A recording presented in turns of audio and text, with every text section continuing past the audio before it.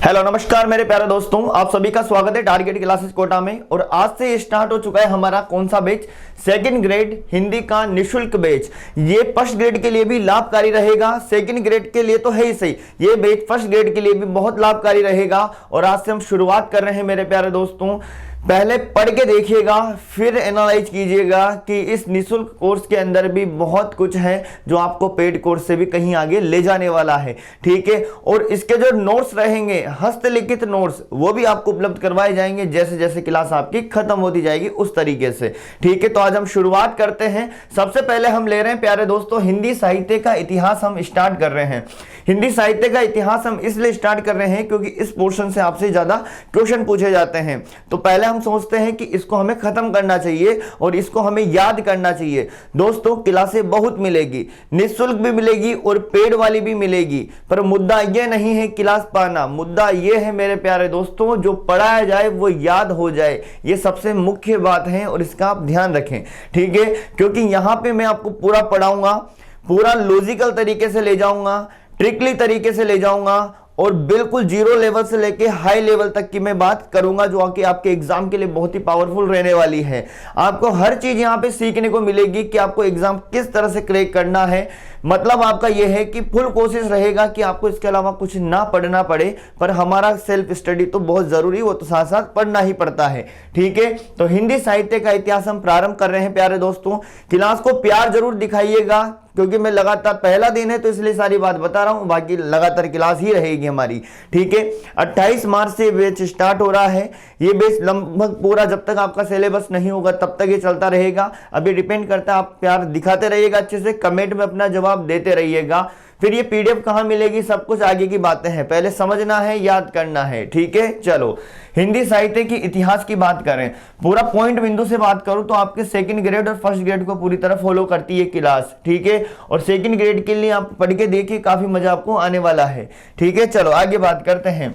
हिंदी साहित्य की इतिहास प्रारंभ हो रहा है भाई, ठीक है। अब हिंदी साहित्य के इतिहास में आपके सिलेबस में दे रखा है सबसे पहले हिंदी साहित्य का इतिहास, नामकरण और काल विभाजन, ये वाला चीज आपको दे रखा है सिलेबस में, पहला बिंदु। तो देखते हैं, देखो हिंदी साहित्य के इतिहास को जो बांटा जाता है अलग अलग, जो आपको सिलेबस में दे रखा है, एक तो है आदि काल और एक है भक्ति काल और एक है रीति काल और एक है आधुनिक काल। यहां सीधी याद करने पर बात होगी मेरे प्यारे दोस्तों। नोट्स ऐसे रहेंगे बहुत ही शानदार वाले जो कि आपको हस्तलिखित वाले भी उपलब्ध हो जाएंगे कि इसकी पीडीएफ कहां मिलेगी सब बताई जाएगी। पर पहले रोज क्लास को फॉलो कीजिए तभी आपको मजा आएगा समझने का भी। चलो बताओ मुझे, बिल्कुल हम ऑफलाइन की तरह पढ़ेंगे और आपको ऐसा महसूस करके ही पढ़ना है कि जैसे जिस तरह से हमने फीस दे रखी है, आपके दिमाग में निःशुल्क नहीं रखना है, केवल पढ़ाई को ही रेफरेंस देनी है, ठीक है। हिंदी साहित्य के इतिहास की बात करें तो नामकरण और काल विभाजन हम पढ़ रहे हैं। सबसे पहले बात करें क्या है प्यारे दोस्तों, आदिकाल, ये क्या है, भक्ति काल, रीति काल, आधुनिक काल। ये जो चार काल बांट रखे हैं ये हिंदी साहित्य के भाग हैं, आदिकाल, भक्ति काल, रीति काल, आधुनिक काल। ये आपके सिलेबस में दे रखे हैं प्यारे दोस्तों सबके सब कि हिंदी साहित्य का नामकरण काल विभाजन से आपको क्वेश्चन बनेगा, ठीक है। और आदि काल आपको पूरा का पूरा पढ़ना पड़ेगा, भक्ति काल पढ़ना पड़ेगा और रीति काल पढ़ना पड़ेगा और आधुनिक काल भी आपको पढ़ना पड़ेगा, ठीक है। ये जो आदि काल है उसका समय दे रखा है 1000 ईस्वी से 1350 ईस्वी और भक्ति काल का दे रखा है 1350 ईस्वी से लेके 1650 ईस्वी और रीति काल का 1650 से 1850 और आधुनिक काल का 1850 से अब तक का। अभी सन पे ज्यादा फोकस नहीं करना है। क्लास का मतलब ये नहीं है कि सब कुछ पढ़ लिया, हर चीज बताता हुआ चलूंगा कि क्या आपके एग्जाम के लिए ज्यादा महत्वपूर्ण है, किस तरह से आपको पढ़ना है, क्या क्या ध्यान रखना है। फिर कोर्स का मतलब क्या होता है प्यारे दोस्तों, नाम उसका निःशुल्क है, बाकी काम उसके सारे पैसे वाली चीजों से भी ज्यादा अच्छे होने वाले हैं, ठीक है। देखो आदिकाल, भक्ति काल, रीति काल, आधुनिक काल। तो सबसे पहले मुझे बताओ कौन कौन से काल, आदि काल, भक्ति काल, रीति काल, आधुनिक काल, ठीक है। अब देखो कहां से स्टार्ट हो जाएंगे आदि काल, 1000 ईस्वी से लेके 1350, फिर 1350 से लेकर 1650, 1650 से लेके 1850 और 1850 से लेके अब तक। तो इस तरह से चलो हम आगे बात करते हैं, अब आगे की तरफ बढ़ते हैं। और ऐसे कैसे आप नोट्स बना लेना, नोट्स बना लोगे तो और फायदे में रहोगे। पीडीएफ तो आपको मिल ही जाएगी, पर प्यारे दोस्तों ऐसे कैसे हाथ से बना लोगे तो सारी मेहनत आपको बहुत ही काम आने वाली। अब देखो आप मजा, ठीक है, देखो कितने सुंदर तरीके से नोट्स सजा रखे हैं, इससे ज्यादा क्या आनंद चाहिए आपको फिर फ्री के अंदर, ठीक है ना। ये बहुत अच्छा तरीका है जिससे आप बहुत जल्दी जल्दी रिवाइज और बहुत डीप तक अच्छे से पढ़ सकते हो, ठीक है। हिंदी साहित्य के वर्गीकरण की बात करें, बहुत ही मजा आएगा, चिंता मत करो, सब कुछ याद होगा पर धीरे धीरे समय के अनुसार होगा, ठीक है ना। कोई शॉर्टकट तरीका नहीं लिया जाएगा, एग्जाम के साथ कोई कॉम्प्रोमाइज नहीं, बिल्कुल अच्छे लेवल से पढ़ा जाएगा, ठीक है। देखो हिंदी साहित्य का वर्गीकरण की बात करें, अभी बताया था मैंने कौन कौन सा है, बताओ। एक तो बताया आदिकाल, जो मध्यकाल है, और ये आधुनिक काल है, और ये भी आधुनिक काल है। अब ये क्या है सर, बताने वाले हैं। देखो देखिएगा, आदिकाल को वीर गाथा काल भी कहा जाता है। क्या कहा जाता है प्यारे दोस्तों, वीर गाथा काल भी कहा जाता है। बिल्कुल धीरे धीरे ही पढ़ाऊंगा इस तरीके से ताकि आप अच्छे से समझ सको, नोट्स बना सको, ठीक है ना। सीरियस में लेना है, आपकी इस क्लास को सीरियसली लेके पढ़ना है अगर आप हिंदी से तैयारी कर रहे हो तो, ठीक है ना। देखो आदिकाल, मध्यकाल, आधुनिक काल और आधुनिक काल ये लिख रहा है, ठीक है। अब देखो देखिएगा आगे, इस आदिकाल को क्या बोलते हैं, वीरगाथा काल भी कहते हैं। जो प्यारे दोस्तों ये मध्यकाल है ना, इस मध्यकाल के दो भाग हैं। एक तो आपको दिखाई दे रहा है यहाँ पे कौन सा, भक्ति काल, और ये की दिखाई दे रहा कौन सा, रीतिकाल। मतलब आपको मध्यकाल का हिस्सा है ये भक्ति काल, रीतिकाल, पर आपको ये अलग अलग पढ़ने हैं। सबसे पहले हम पढ़ेंगे आदिकाल पढ़ेंगे, ठीक है ना। फिर सबसे पहले तो हिंदी का नामकरण काल विभाजन करेंगे, ठीक है। आज तो क्या है पूरा सिनारियो जमाया जा रहा है, बहुत ही मजा आएगा आपको पढ़ने का, ठीक है। आदिकाल, फिर भक्ति काल पढ़ेंगे, फिर रीतिकाल पढ़ेंगे, फिर आधुनिक काल पढ़ेंगे, फिर वापस आधुनिक काल पढ़ेंगे। सर दो बार आधुनिक काल क्यों, क्योंकि ये गद्य का विकास है ये वाला, और ये पद्य का विकास है, ठीक है ना। जो गद्य का जो विकास है ना प्यारे दोस्तों, ये जो आधुनिक काल है गद्य का विकास, आपके सिलेबस में दे रखा है नाटक, कहानी, उपन्यास, निबंध और संस्मरण, ठीक है ना। ये 5 जो बिंदु हैं यहां से आपके क्वेश्चंस बनते हैं, नाटक, कहानी, उपन्यास, निबंध, संस्मरण, ये आपको याद रखने हैं। आपको जब गद्य का विकास पढ़ाया जाएगा तो ये सारी चीजें आपको पढ़ाई जाएगी, ठीक है। चलो अब सबसे पहले बात करते हैं, चलो मुझे पहले तो बताओ कि हिंदी साहित्य के वर्गीकरण जो मैंने किया है, सबसे पहले क्या बताया, बताओ आदिकाल, ठीक है। उसके बाद क्या बताया मैंने, यहां से बात करनी है भक्ति काल, फिर क्या बताया रीतिकाल, और उसके बाद आधुनिक काल को हम पहले तो पढ़ेंगे कौन सा, पद्य का विकास, फिर पढ़ेंगे गद्य का,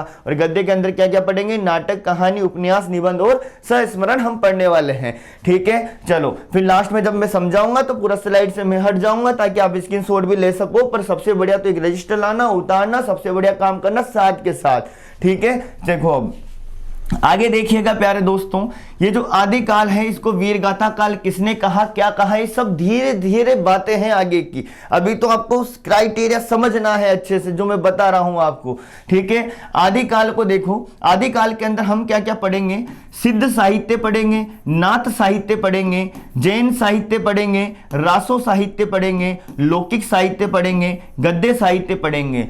मतलब प्यारे दोस्तों आदिकाल के अंदर सिद्ध साहित्य पढ़ाए जाएंगे आपको, नाथ साहित्य पढ़ाए जाएंगे आपको, जैन साहित्य पढ़ाए जाएंगे, रासो जो साहित्य है वो सब किसके अंदर पढ़ाया जाता है, आदिकाल के अंदर।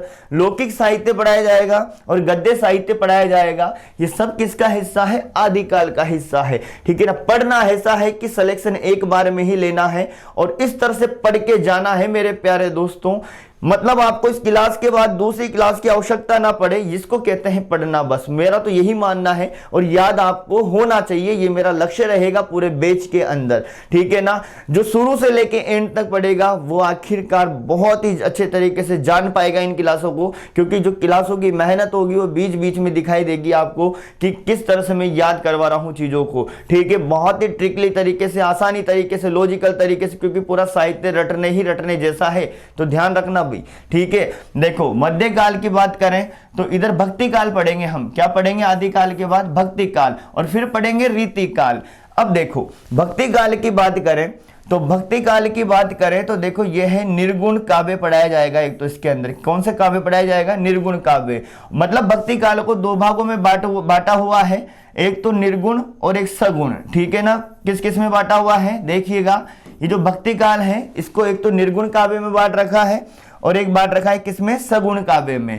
फिर आपको निर्गुण काव्य की भी दो शाखाएं पढ़ाई जाएगी, ज्ञानाश्रयी शाखा और प्रेमाश्रयी, ठीक है। देखो भक्ति काल के अंदर निर्गुण काव्य, सगुण काव्य, ठीक है। निर्गुण काव्य को दो भागों में बांटा गया है, ज्ञानाश्रयी और प्रेमाश्रयी, ठीक है ना। अब किसी को जो पहले पढ़े हुए उनको लगता है कि सब चीज तो हमें आती है। देखो फर्स्ट मैं तो वैसे ही चलूंगा ना जीरो से, जिस तरह, क्योंकि कोई बच्चा बिल्कुल आज भी बैठा होगा क्लास के अंदर, शुरुआत कर रहा होगा, तो उसके लिए तो यहीं से पढ़ना बहुत जरूरी है, ठीक है। चलो सबको आनंद आएगा, चिंता मत करो। आपने अगर पहले भी पढ़ रखा है तो भी आपको बहुत कुछ इस क्लास के अंदर देखने को मिलेगा, रिवाइज करने का मौका मिलेगा। अगर आप पहली बार पढ़ रहे हो या फिर कहीं आपने कोचिंग नहीं की तो आपको आवश्यकता नहीं मेरे प्यारे दोस्तों, इससे तैयार कीजिए, नोट्स बनाना अच्छे से, विश्वास कीजिए, ठीक है। देखो भक्ति काल और रीति काल की बात करें तो देखो निर्गुण काव्य और सगुण काव्य, ठीक है। और निर्गुण काव्य को भी दो भागों में बांटा गया है, कौन कौन सा, ज्ञानाश्रयी और प्रेमाश्रयी। आपसे पूछा जाएगा कि भक्ति काल, मैं आपसे पूछूं, अगर क्वेश्चन भी पूछूंगा मैं आपसे, ठीक है, क्लास की बिल्कुल ऑफलाइन जैसा माहौल रहेगा बस, ठीक है ना। वो आपको माइंडसेट कर लेना है बिल्कुल कि हम ऑफलाइन में ही पढ़ रहे हैं उस तरीके से, ठीक है। और दूसरा माइंडसेट ये रखना है कि पैसे तो लगे नहीं लिए, पढ़े जो पढ़ लिए, ऐसा नहीं करना है, लगातार पढ़ना है, सिलेक्शन लेना है तो, ठीक है ना। देखो भक्ति काल के अंदर बात करें, दो बताया मैंने आपको, निर्गुण काव्य और सगुण काव्य। निर्गुण काव्य के दो भाग बताए, ज्ञानाश्रयी पढ़ेंगे और प्रेमाश्रयी पढ़ेंगे। और सगुण काव्य के अंदर हम दो धाराएं पढ़ेंगे, एक तो कृष्ण काव्य और एक राम काव्य, ठीक है ना। सगुण के अंदर क्या क्या पढ़ेंगे, कृष्ण काव्य और राम काव्य पढ़ेंगे, ठीक है। ये पढ़ने वाले हम भक्ति काल के अंदर पूरा पूरा डिटेल से। फिर आगे बात करें, देखो रीति काल। रीति काल के अंदर से यहां से क्वेश्चन बनता है प्यारे दोस्तों, क्योंकि रीति काल के भी तीन भाग हैं, एक तो रीतिबद्ध और एक रीति मुक्त और एक रीति सिद्ध, ठीक है ना। देखो रीति काल में रीति रीति तो सब में लिखा आएगा, एक तो है बद्ध, एक है मुक्त, एक है सिद्ध। जब रीति काल स्टार्ट होगा तो आपको ऐसे पढ़ाया जाएगा कि जैसे रीतिबद्ध वाले कवि के बारे में बात करेंगे, फिर रीति मुक्त वाले के बारे में बात करेंगे, फिर रीति सिद्ध वाले के बारे में बात करेंगे। यहां से क्वेश्चन पक्का हर बार बनता है, निम्न में से कौन सा कवि है जो रीति सिद्ध वाला है, रीति मुक्त वाला है या फिर रीतिबद्ध वाला नहीं है। तो इस तरह के क्वेश्चन बनते हैं, सारी चीजें धीरे धीरे आपको सामने आएगी। चलो आगे बात करते हैं आधुनिक काल की। किसकी बात करते हैं प्यारे दोस्तों, अगली बात है आधुनिक काल की। अब इस आधुनिक काल वाली बात को सुनना, ठीक है। आधुनिक काल एक तो गद्य वाला, एक तो गद्य का विकास और एक पद्य वाला भाग है। पद्य वाला भी इंपॉर्टेंट है प्यारे दोस्तों, गद्य वाला भी इंपॉर्टेंट है। इससे भी आपको पता है, एक तो नाटक से क्वेश्चन बनेगा, कहानी से बनता है, उपन्यास से, निबंध से और संस्मरण से। जब आप सेकंड ग्रेड का सिलेबस देखोगे तो ये पांचों भाग आपको दिखाई देंगे गद्य के विकास के अंदर। पूरा इस तरह से हम कवर करेंगे, यहां तक जाके यहां आने पे हमारा इतिहास पूरा कवर होगा, ध्यान रखना, ठीक है। अब आगे बात करते हैं, देखो आधुनिक काल के अंदर देखो कौन कौन से युग पढ़े जाएंगे। एक तो पढ़ेंगे भारतेंदु युग, एक पढ़ेंगे द्विवेदी युग, फिर उसके बाद पढ़ेंगे छायावादी युग, फिर पढ़ेंगे प्रगतिवादी युग, फिर पढ़ेंगे प्रयोगवाद युग, फिर पढ़ेंगे नई कविता युग। ये सारे हम पढ़ने वाले हैं आधुनिक काल के अंदर। सबसे पहले क्या पढ़ने वाले हैं बताओ, भारतेंदु युग पढ़ने वाले हैं सर, उसके बाद बोलो द्विवेदी युग, उसके बाद बोलो छायावादी युग, फिर प्रगतिवादी युग, फिर प्रयोगवादी युग, उसके बाद नई कविता युग। तो इस तरह से हम इन चीजों को देखेंगे। सबसे पहले हमने क्या देखा प्यारे दोस्तों, हिंदी साहित्य का वर्गीकरण, आदि काल, उसके बाद भक्ति काल, फिर रीति काल, फिर आधुनिक काल का पद्य और आधुनिक काल का गद्य का विकास, ठीक है। फिर देखते हैं आगे आदिकाल के अंदर क्या क्या पढ़ेंगे, सिद्ध पढ़ेंगे, नाथ, जैन, रासो, लौकिक साहित्य और गद्य साहित्य। भक्ति काल की दो बात करी हमने, दो काव्य हैं, निर्गुण काव्य, सगुण काव्य। निर्गुण काव्य के भी दो भाग बताए हमने, ज्ञानाश्रयी और प्रेमाश्रयी। उसके बाद सगुण काव्य की भी दो धाराएं, कृष्ण धारा और यहाँ पे कृष्ण काव्य और राम काव्य। रीति काल की बात करी, तीन भाग हैं, रीति मुक्त, रीतिबद्ध, रीति सिद्ध। कौन कौन से हैं, रीतिबद्ध, रीति मुक्त, रीति सिद्ध हैं। उसके बाद आधुनिक काल के अंदर कौन कौन से युग हैं, भारतेंदु युग, द्विवेदी युग, छायावादी, फिर उसके बाद प्रगतिवादी, उसके बाद प्रयोगवाद, फिर उसके बाद नई कविता युग। और आधुनिक काल के अंदर गद्य के विकास में नाटक, कहानी, उपन्यास, निबंध और संस्मरण, ये सब हम पढ़ने वाले हैं। आपको ऐसे के ऐसे ही अच्छे से नोट्स बनाने हैं मेरे प्यारे दोस्तों, बहुत मजा आएगा अगर नोट्स बना के रख लोगे तो। ठीक है, चलो आगे की तरफ हम बढ़ रहे हैं। ठीक है, पूरा क्लास लीजिए तब जाके आपको आनंद आने वाला है। तो सबसे पहले हम स्टार्ट कर रहे हैं मेरे प्यारे दोस्तों, क्या स्टार्ट कर रहे हैं हम? सबसे पहले स्टार्ट कर रहे हैं हमारे सिलेबस का जो हिस्सा है, हिंदी साहित्य का इतिहास, नामकरण व काल विभाजन। अभी आप क्लास से निमटने दो, फिर धीरे धीरे देखो आप, फिर ऑप्शंस वाले क्वेश्चंस में आपको इतने बेटर करवाऊंगा, सारे उदाहरण व्याकरण के सब कुछ अच्छे से करेंगे। बस आपका प्यार दिखना चाहिए क्लास के प्रति, तभी सब कुछ करने की इच्छा होती है बहुत ही बेहतर तरीके से। ये बैच चलेगा, चिंता मत कीजिए, पर क्लास को शेयर जरूर करना, ठीक है ना। देखो आगे बात करते हैं, हिंदी साहित्य का इतिहास, नामकरण व काल विभाजन चल रहा है, ठीक है ना।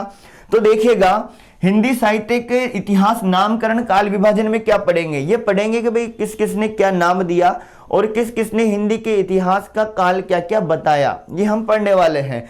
देखिएगा आगे, हिंदी साहित्य का जो लेखन है ना मेरे प्यारे दोस्तों, हिंदी साहित्य के लिखने का जो प्रमाण मिलता है लेखन का, वो जो प्राचीन प्रमाण जो मिलते हैं, प्राचीन साक्ष्य जो मिलते हैं ना पुराने हिंदी साहित्य के लेखन के, वो कहाँ कहाँ मिलते हैं? मतलब कुछ रचनाएं हैं प्राचीन जहां पे हिंदी साहित्य के लेखन की परंपरा की बात होती है। कौन कौन सी? देखो कुछ रचनाएं हैं जो आपको याद भी रखनी, नाम भी याद रखने हैं।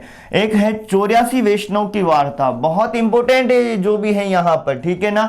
देखो ये क्या चीजें चल रही हैं, हिंदी साहित्य के लेखन में जो प्राचीन प्रमाण मिले हैं वो कहाँ कहाँ से मिले हैं, कौन कौन सी रचनाओं से मिले हैं। 84 वैष्णव की वार्ता है प्यारे दोस्तों, ठीक है ना। किसने लिखी, किसकी रचना है ये? गोकुलनाथ की। किसकी है प्यारे दोस्तों? गोकुलनाथ की है, 1625 विक्रम संवत। फिर देखो 252 वैष्णव की वार्ता, ये भी किसकी है? ये भी गोकुलनाथ की है। तो ध्यान रखना, 84 वैष्णव की वार्ता पूछे या फिर क्या पूछे, 252 वैष्णव की वार्ता पूछे, दोनों किसकी है? गोकुलनाथ की है। किसके प्यारे दोस्तों? गोकुलनाथ की है। 84 पूछे या फिर आपसे 252 पूछे, किसकी है? गोकुलनाथ की है। बताओ, 84 वैष्णव की वार्ता गोकुलनाथ की, 252 वैष्णव की वार्ता किसकी है? गोकुलनाथ की है। सबसे मोस्ट इंपोर्टेंट, बार बार पूछी जाने वाली पेपर के अंदर, ठीक है ना, ध्यान रखना, भक्तमाल की रचनाकार कौन है? नाभादास। अति महत्वपूर्ण है, बार बार पेपर में आती है, ध्यान रखें, मोस्ट इंपोर्टेंट है ये वाली, ठीक है, ध्यान रखना, ठीक है। भक्तमाल के रचनाकार कौन है प्यारे दोस्तों? नाभादास हैं। कौन है? नाभादास हैं। इसके अंदर लगभग 200 भक्तों का उल्लेख है। आगे बात करते हैं कविमाला। ये कविमाला जो रचना है ये है हरि राय की। किसकी है प्यारे दोस्तों? हरि राय की है। ये ज्यादा आपको जोर नहीं देना, अभी तो केवल ये 3 याद रखो, 84 वैष्णव की वार्ता, 252 वैष्णव की वार्ता और भक्तमाल। यहां से प्राचीन प्रमाण मिले हैं किसके? हिंदी साहित्य के लेखन के। तो इसलिए हम धीरे धीरे बढ़ रहे हैं आगे की ओर। देखिएगा भक्तमाल किसकी है? नाभादास की है। और एक रचना जो है, जो सारी इधर आ रही है तो रचना है, और इनके ये रचनाकार हैं इधर की साइड वाले, ठीक है। कविमाला किसकी है? हरि राय की है। किसकी है प्यारे दोस्तों? हरि राय की है। देखो कवि क्या कर रहा है? माला कर रहा है। क्या कर रहा है? माला करते हैं ना, ठीक है ना, मतलब माला जप जो करते हैं, कवि कर रहा है माला, ठीक है। किसकी माला कर रहा है? हरि की माला कर रहा है, हरि हरि हरि हरि, इस तरीके से। कविमाला के कौन लेखक हो गए? रचनाकार हरि राय। एक है राग कल्प द्रुम, एक कौन है? द्रुम। ध्यान रखना, द्रुम, ध्यान रखना क्या है? द्रुम। कृष्णानंद व्यास देव। राग कल्प द्रुम के जो रचनाकार है वो कौन है प्यारे दोस्तों? कृष्णानंद व्यास हैं। क्या है? कृष्णानंद व्यास। एक है कालिदास हजारा, ठीक है, नाम में झलक रहा है कालिदास, तो नाम भी क्या है इधर? कालिदास त्रिवेदी। फिर देखिएगा मूल गोसाई चरित्र, ये किसकी है? मूल गोसाई चरित्र। ये मूल गोसाई जो चरित्र है ना, साईं, देखो ये दिख रहा साईं है ना, मूल गोसाई। साईं क्या है? साईं बाबा है ना, बाबा बेणी माधव दास, ठीक है। देखो 252 वैष्णव की वार्ता गोकुलनाथ की है, ठीक है ना। 84 वैष्णव की वार्ता गोकुलनाथ की है। भक्तमाल किसकी है? नाभादास की है। भक्त क्या है प्यारे दोस्तों? दास दास हैं, ठीक है ना। कवि माला कौन करता, हरि हरि हरि हरि राय, ठीक है। राग कल्प द्रुम द्रुम द्रुम द्रुम जो करते हैं तो क्या आता है, आनंद, कृष्णानंद व्यास देव, ठीक है। कालिदास हजारा के कौन आएंगे, कालिदास त्रिवेदी। मूल गोसाई साई साई बाबा बेनी माधव दास, मूल गोसाई चरित्र के कौन हैं, बाबा बेनी माधव दास हैं। चलो आगे की तरफ बढ़ते हैं। देखो प्राचीन प्रमाण तो और भी मिले हैं मेरे प्यारे दोस्तों, पर जो बताता जा रहा हूं वो याद करते जाओगे तो आगे निकल जाओगे, ठीक है। देखो सत कवि गिरा विलास, ठीक है ना, सत कवि गिरा विलास, ठीक है। अब किसी के हाथ से गिरा गिलास, गिरा गिलास नहीं प्यारे दोस्तों, गिरा विलास, ठीक है ना। ऐसा कब होता है, जब आपके पास बल होता है, पावर होती है, ताकत होती है हाथ में, तभी तो आपसे क्या गिरा, गिलास गिरा ना प्यारे दोस्तों।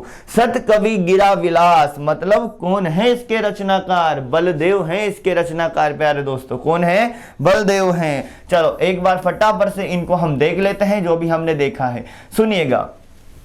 हिंदी साहित्य के लेखन में जो प्राचीन प्रमाण मिले हैं वो मिले हैं, एक तो 84 वैष्णव की वार्ता से, जिसके रचनाकार कौन है प्यारे दोस्तों, वो है गोकुल नाथ। एक है 252 वैष्णव की वार्ता, लेखक इधर रचनाकार कौन है, गोकुल नाथ, ठीक है ना। भक्त माल भक्त से आएगा, दास याद नाभा दास, ठीक है ना। कवि माला, कवि क्या कर रहा, माला किसकी, हरि की, हरि राय हरि राय हरि राय। देखो मजे से ऐसे ही चलने वाला है पूरा इतिहास मेरे प्यारे दोस्तों, ठीक है ना। फिर देखो राग कल्प द्रुम द्रुम, छोटे बच्चे जब ध्रुम ध्रुम करते हैं ना तो उनको बहुत आनंद आता है। कृष्ण आनंद व्यास, कृष्णानंद व्यास, ठीक है। कालिदास हजारा, कालिदास हजारा के कौन है प्यारे दोस्तों, कालिदास त्रिवेदी हैं, ठीक है ना। मूल गोसाई चरित्र साई बाबा, साई याद आते बाबा बेनी माधव दास, क्योंकि हमारा पेपर क्या है, ऑप्शन वाला है, केवल वहां प्रश्न दे के आंसर को टीपने का काम हमारे पास होना चाहिए, ठीक है ना, पेपर के अंदर। फिर देखो सत कवि गिरा विलास, सर गिरा गिलास, बिल्कुल क्या है, बल है, क्योंकि गिलास कब गिरा, जब क्या है, बल है आपके पास। सत कवि गिरा विलास के लेखक या रचनाकार कौन है, बलदेव हैं। तो ये है हमारे प्राचीन प्रमाण जहां पे जानकारी मिलती है प्यारे दोस्तों, ठीक है ना। अब आगे की तरफ हम बात करते हैं, देखिएगा। देखो अभी तक हमने सारी चीजें देखी है, हमारे इतिहास का प्रारंभ हो चुका है हिंदी साहित्य का। कैसा लगा आपको ये जरूर बताना मेरे प्यारे दोस्तों, ठीक है ना। बहुत ही अच्छे तरीके से मैंने प्रयास किया है आपको चीजें बताने का, और आगे पूरे बैच में चलती ही रहेगी ये सब चीजें, तो ठीक है ना। आपको कोशिश करना है खुद को भी याद करने की, बार बार रिवाइज करने की। यहाँ पे मैं जैसे चैप्टर निपटेगा तो जैसे किस तरह का हम प्रयोग करने वाले हैं, बहुत कुछ अलग अलग प्रयोग करेंगे, चिंता मत करो। जैसे मान लीजिए हिंदी साहित्य के अंदर मैंने आपसे आदिकाल करवाया, तो आदिकाल के सारे ऑप्शन वाले क्वेश्चन एग्जाम्स में आए हुए या फिर संभावित क्वेश्चन है वो सब भी करवाऊंगा, ताकि आपको दिक्कत बिल्कुल भी नहीं रहने वाली, ठीक है ना। ताकि आप परेशान ना हो, किधर भी आपको इधर उधर भटकने का ये दिक्कत ना हो, सीधा आपको पढ़ने का काम रहे, तो ऐसा काम हम करने वाले हैं मेरे प्यारे दोस्तों, ठीक है ना। तो धन्यवाद। क्लास को शेयर जरूर करना। रोज एक क्लास रहेगी कितनी बजे, रात, रुकना अभी रुकना, पूरी बात जरूर सुनना, ठीक है ना। रात को 8 बजे ये क्लास रहती है, या फिर आज है तो उसके बाद लगातार रहेगी ये, ठीक है ना। चलो हम फटाफट से देख लेते हैं, 1 मिनट के अंदर लास्ट में रिवाइज रहेगा हमेशा, वो जरूर लेके जाना है पूरा रिवीजन। देखो हिंदी साहित्य के इतिहास के अंदर फास्ट रिवीजन रहेगा, ठीक है। हिंदी साहित्य के इतिहास के अंदर नामकरण काल विभाजन हम पढ़ रहे हैं। आदिकाल पढ़ा हमने, भक्ति काल पढ़ा, रीतिकाल, आधुनिक काल, ठीक है। इसके अंदर हमने सबसे पहले ये देखा प्यारे दोस्तों आदिकाल। आदिकाल में सिद्ध, नाथ, जैन, रासो, लौकिक साहित्य, गद्य साहित्य हम पढ़ेंगे। उसके बाद भक्ति काल में दो काव्य, निर्गुण काव्य, सगुण काव्य। निर्गुण काव्य में कौन, ज्ञानाश्री और प्रेमाश्री। सगुण काव्य में कौन सी धारा, कृष्ण काव्य और राम काव्य। रीति काल के अंदर रीतिबद्ध, रीति सिद्ध, रीति मुक्त, ठीक है। और उसके बाद आधुनिक काल में कौन कौन से युग, भारतेंदु युग, द्विवेदी युग, छायावादी युग, प्रगतिवादी युग, प्रयोगवादी युग, नई कविता युग, ठीक है। आधुनिक काल के अंदर गद्य के विकास में नाटक, कहानी, उपन्यास, निबंध, संस्मरण हम पढ़ने वाले हैं, क्योंकि सिलेबस बिंदु सब कुछ मुख्य जबानी आपको याद होने चाहिए। फिर देखिएगा आगे